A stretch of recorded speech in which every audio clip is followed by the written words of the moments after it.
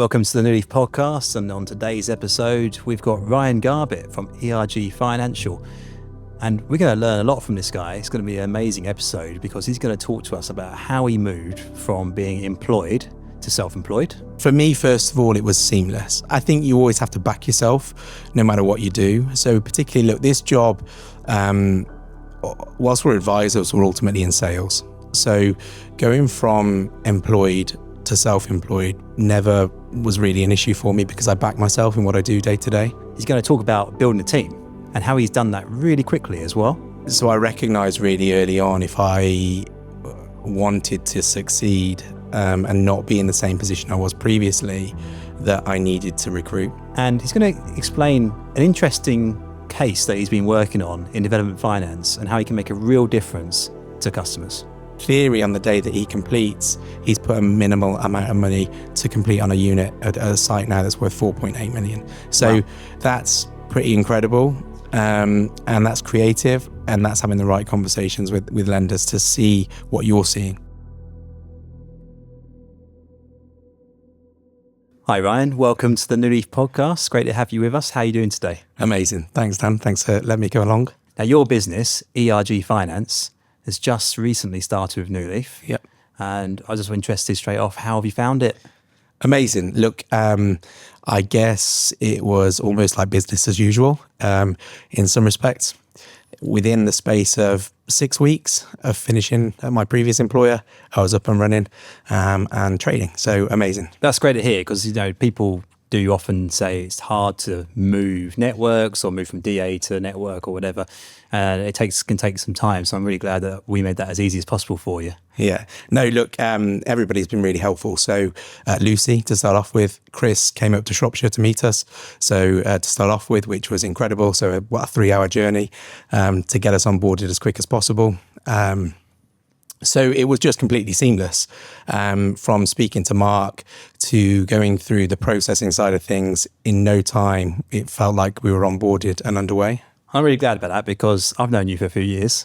And the first time we met, I'm not giving you the best impression. No, absolutely not. I think I was a bit mean to you. Yeah, I think that's the best way to say it, yeah. So we were at the Monica Galetti restaurant. It was something with Very HSBC. Nice. Yeah, really nice event. And Dan being awfully sarcastic, I think that's the best way to say it. I was talking about what I did and how incredibly proud I was of what line of work that I worked in, and the types of mortgages we were doing day to day. And Dan said to me at the time, well, actually it was under his breath, high value mortgage broker. I think that's the best way to say it. It's so cringe at the time. So, but look, it was funny. The reality was, and I think you'd had a few beers at the time. So, but it was a bit of fun. I'm glad it didn't ruin things and you're here now. No. Now, you said you were employed before. Yeah. So you've gone from an employed mortgage role to now owning your own business. That is a big change, I think, for people. Yeah. I know you're doing really well already. We can see that in the numbers, but obviously you've learned a lot, I suppose, from that change. What would you tell people about moving from employed to self-employed? Look, for me, first of all, it was seamless. I think you always have to back yourself no matter what you do. So particularly, look, this job, whilst we're advisors, we're ultimately in sales. So going from employed to self-employed never was really an issue for me because I back myself in what I do day to day. Sounds rather arrogant, but I love the industry. I love my job. I love what I do. And I take time to know what I'm doing day to day. But I was actually on commission only anyway. And I think anybody who's got an element of commission has a desire. And if you've got that desire, the step is a lot more straightforward. Look, there's loads of benefits, of course, of being self-employed. That was one of the beauties. So all of a sudden you start to think of the things that you can do to be slightly more tax efficient. Yeah. That's the reality. But also it's a sense of being grown up. Yeah. All of a sudden you're growing up, and it doesn't really matter what age you are. If you're employed, you've got the comfort you've got, but you're not really growing up. You're not really moving forward. You've got someone to protect you. The reality is, if you've got that employed mindset, you've always got someone who's going to protect you. Okay. And sometimes that protection actually holds you back. That's the reality. Fair. Okay. Oh yeah. Now, even though you've got your own business, obviously working with New Leaf is going to be hopefully give you that protection anyway, because we're here to make sure, you know, you stay compliant, and we're there to develop your people and build your business with you. Yeah, absolutely. Look, I mean, it's going off on a slight tangent, but actually when I was looking at this originally, one of the conversations that I was having was with PMS about going DA. Okay, yeah, sure, fine, fair enough. And then when you look at the financials of it, it doesn't make sense. Mm-hmm. And it doesn't make sense until really you're turning over probably 2 million, 2.5 million. Okay. When you look at the cost of having probably a compliance manager on board. Yeah. When you look at things like your PI that you've got to take out. Yeah. You've got to look at building all of your connections, your relationships, lender relationships all over again. When you look at that as a cost element, actually, it doesn't make sense. And the responsibility, even though you could be using a service provider to help, it's still back on you ultimately. And that can be, you know, a bit dangerous potentially for people who just want to get on and advise. And that's what I've always thought about the AR network model. Actually being AR is like there's no actual restriction, because you just got the advice bit. That's the bit that makes you money. No, so when you say the restriction side of things, there's no restriction when you leave. That's the difference. Yeah. So that's the difference, because absolutely there is restriction. Yeah. So what I love is the comfort blanket that you get from, because I've always had that right in the financial service industry, whether it be at NatWest or whether it be with my previous employer. Yeah. I've always had the protection of somebody else being there. We've still got that with New Leaf, but it's just kind of I've got the freedom to crack on, which is what I want. Good. And to be able to just do the deals that we need to do and have the tools. So look, the biggest thing for when you're looking at a network, in my opinion, it's you want the best platform to trade off. Okay. And and I feel this is the best platform to trade off for what we're looking to do day to day. No, thank you for saying that, Ryan. That's really good to hear. Now, your business is ERG Finance. You've got some advisors that already joined you, which is really cool. You're growing rapidly. I mean, how many advisors are there? 3 or 4 now? So we've got three advisors as well as me, and we've got 2 new starters coming on as well. So it's all going well. So how are you able to do that so quickly? Like, what is the motivation for you to build the business in that way? Look, service, I think, as the markets become more and more difficult, so with changing rates, with a lot of the lenders that we deal with actually are building societies and specialist lenders. So the level of diligence they do is far more detailed than that of, let's say, a Halifax, Santander, NatWest, for example. Yeah. So I recognized really early on, if I wanted to succeed and not be in the same position I was previously, that I needed to recruit. Need help. So it was kind of, I would, at one stage, if I'm honest with you, when I finished with my previous employer, I had a little bit of a mindset I'd be quite comfortable just being me and another person. Nothing wrong with that either. No, absolutely. But kind of, that isn't actually my mindset. So I was thinking that at the time. You can't fight yourself. No, absolutely. So after battles with myself, massive battles with myself, I want to spend more time with my family. I want to be a better husband. Actually, I love what I do, and I love the challenge, and I love winning. And I'm not scared to say that. At the same time, of course, there's a work-life balance, which you hear so often. The way that I justify this to my wife is, and in particular, is I don't go out and play football. I don't get up early and go running. I don't do other things. I actually enjoy working. Yeah, so that's your hobby. So exactly. So own it. Look, there are times when she will remind me that I've got to spend more time with the family and whatnot. But so the need for recruitment was actually to make sure I was giving my clients the best possible outcomes. My phone was just going crazy out of curiosity. So when I left, there was a lot of people out of curiosity. When you drop a note on LinkedIn or people can't get hold of you for whatever reason, it doesn't just stop. People find you. People come after you. You said to me to start off with about why did you call it ERG Finance? Yeah. And there's no kind of really cool story behind that. In fact, it's so difficult to find the name for a company. Yeah, most mortgage names are probably taken, I imagine, by now. Absolutely. We were looking like options. What would really sell our company as a really high net worth, high value mortgage brokerage? And the reality is anything that's pretty decent is taken. So we didn't really focus on the name of the business. We focused on us as individuals. Yeah. The background's just to tell the story. So the website is kind of, do they look classy? Do they look good? And is everything on there that shows who they are? But the name of the company is irrelevant in this industry, people by people. Agree. I think it's, exactly right. And that is, prevalent in all marketing now. Anyone who does well in this industry is very much about personal branding and helping them, helping their clients understand who they are.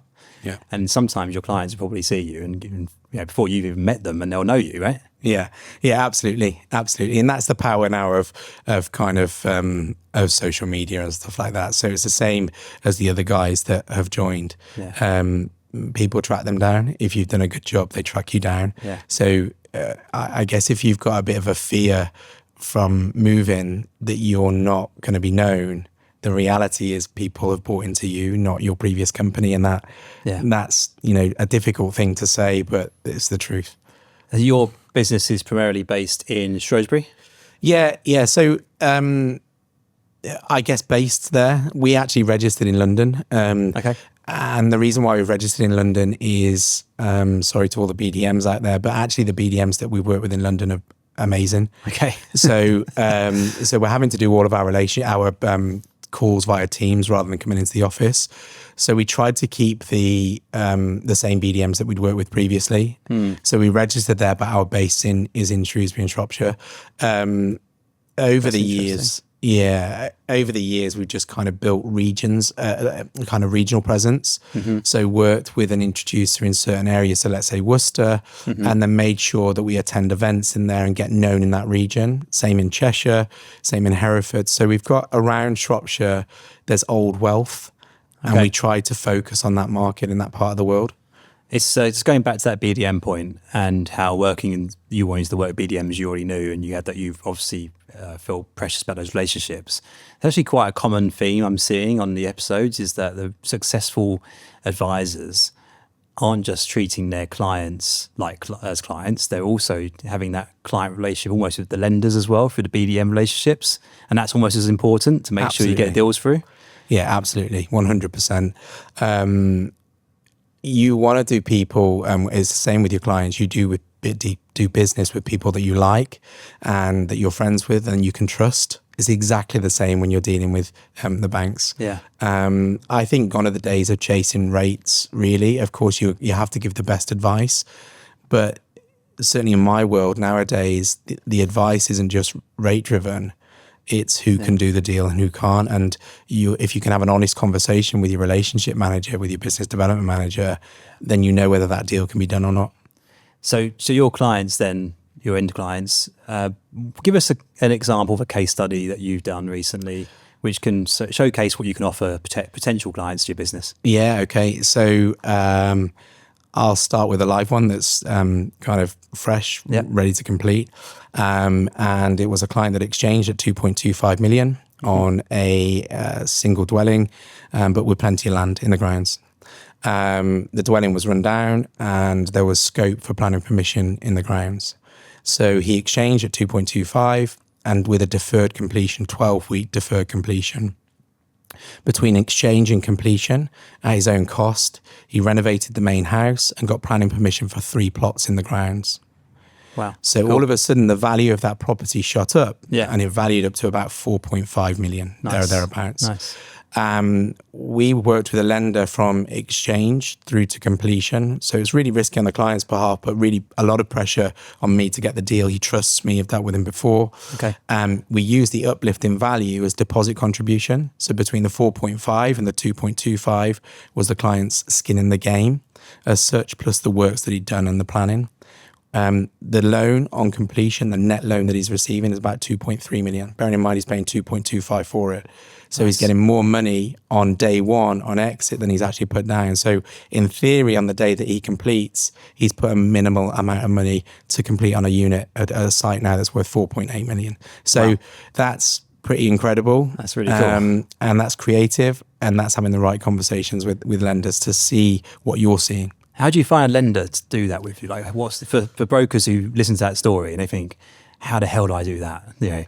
What did you do to sort of learn that area of business? That's quite complicated, I think, for a lot of people. It is. I think, look, you in this line of work, ultimately, you'll find people that their clients mirror what they're like.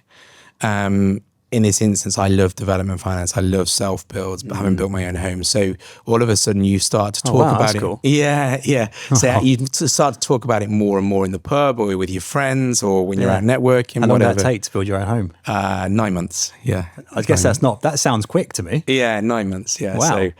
So that was incredible. Yeah.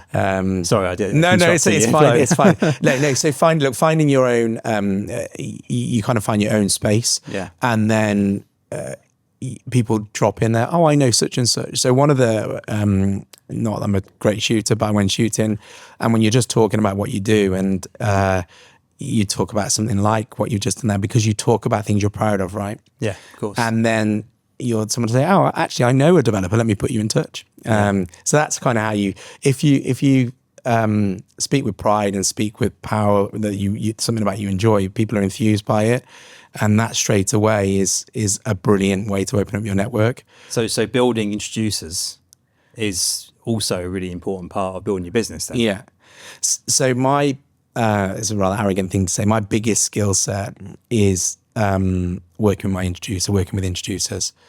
They're now my friends over a period of time. And again, I said before, building relationships with your business development managers, it's exactly the same here. You have to trust each other. And the introducer network that we've got is incredible. Yeah. Incredible. But that dev finance case that you mentioned in the case study sounds like a big deal in sense of what would you actually earn on that, just out of interest? Yeah, so that one's about 36,000. I'll actually tell you something really interesting with this one. Wow. I'd sent it around to different lenders. Just again, jumping back, you mentioned before about how do you get it in the complexities. Yeah. The nice thing is with or our job, we're actually storytellers.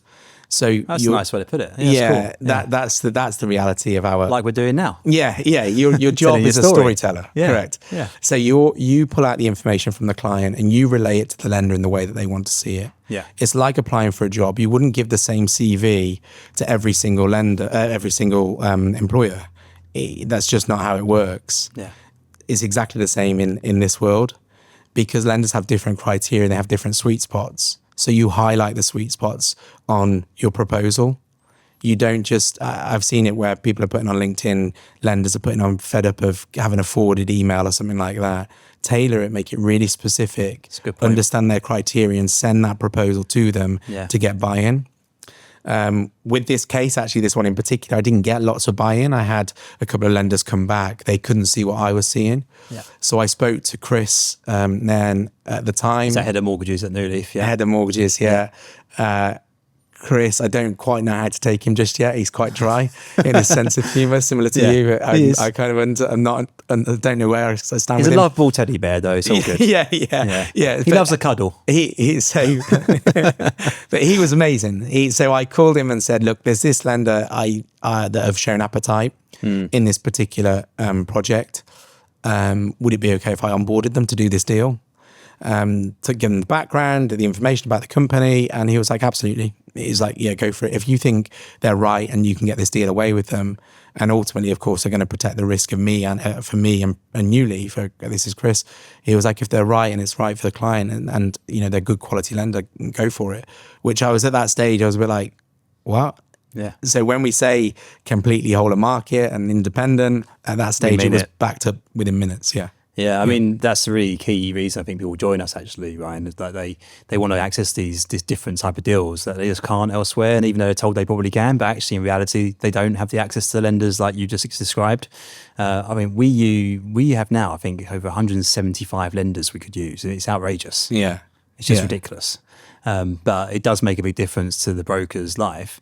And I wouldn't be surprised actually if like another broker had that deal external to New Leaf, and basically went to the client and said, I can't place it, I'm really sorry. Yeah. Even if they had the same lender, actually, we talk about storytelling. Yeah, no, and if they just produce it like a forward, and you go in the same client and you do the story, you get the deal they wouldn't. That's absolute fact. So, and again, it's kind of, you haven't put a plant in the room here to say this is what you want. So on that side of things, this is my previous employer, but just to explain the benefit of building relationships with your relationship manager.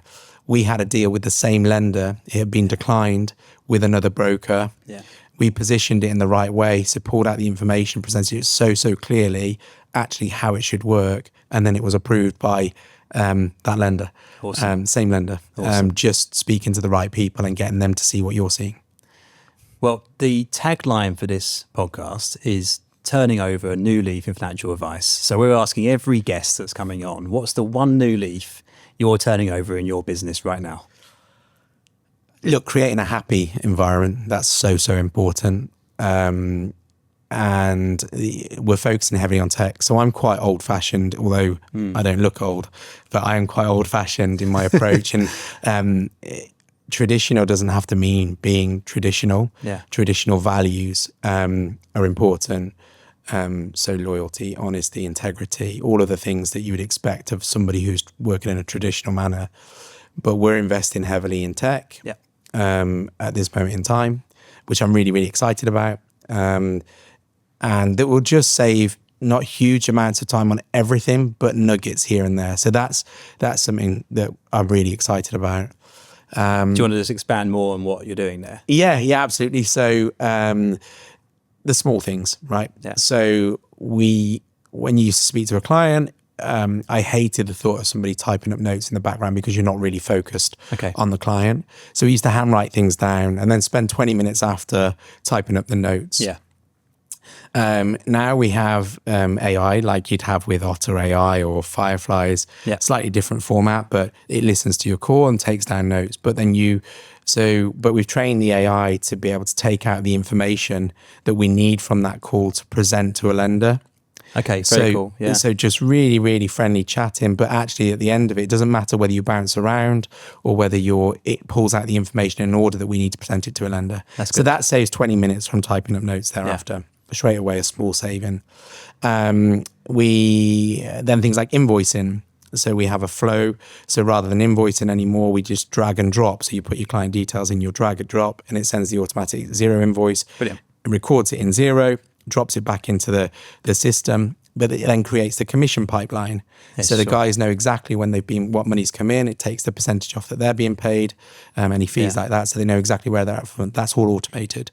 Yeah. So that's and a good point there with your managing advisors as well, to make sure you don't just bring an advisor in and sort of leave them to it. Yeah. You got to take care of all of that stuff, which I think a lot of advisors who then start taking on other advisors don't realize that when you become a proper business owner, it's more than just, oh, I got loads of leads, can you help me? Yeah. There's all that stuff as well. That's so important, especially getting paid. Yeah. So important to people.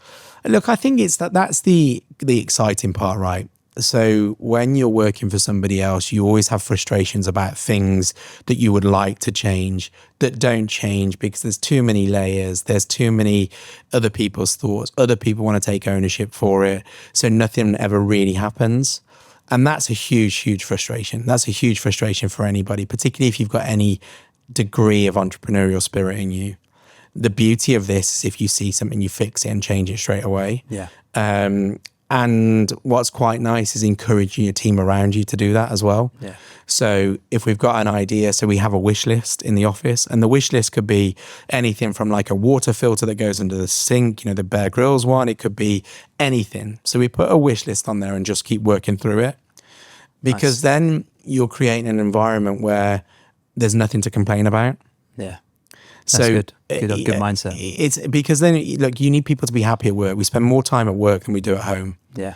So the small things, it's never one big thing that makes people leave a company. It's usually lots and lots of small things over a period of time that chip away. So all of these small things I want out in the open, and let's deal with it. If we can deal with it, let's do it. Let's do it as a team. So today, I don't know whether I can say today, but today, I've headed down here, and my team have been on a call with an IT guy to fix some things that they think could be improved. Yeah. So empower them to feel like they are their own business, that they're making a difference. And that's really, really important for me. Hopefully, by the time this podcast comes out in like 3 months' time from today, that IT stuff's sorted and they can go, oh, yeah, we got that done. Yeah, absolutely. Absolutely. Look, it's so nice to get messages from them and go, this is amazing. This is brilliant. This is good. And also create an environment where you can share, be critical of each other. And because it helps you grow. So look, I'm working with my friends ultimately, and everybody that I recruit, I want to be my friends. Yeah, that's good. I was told previously that never see the good in. I see the good in people too often, and that's not a nice way to look at it. And Sounds pretty toxic to me. Yeah, I love seeing the good in people, and because if you see the good in people, you can work with the bad without realizing you're working with the bad. Yeah. So.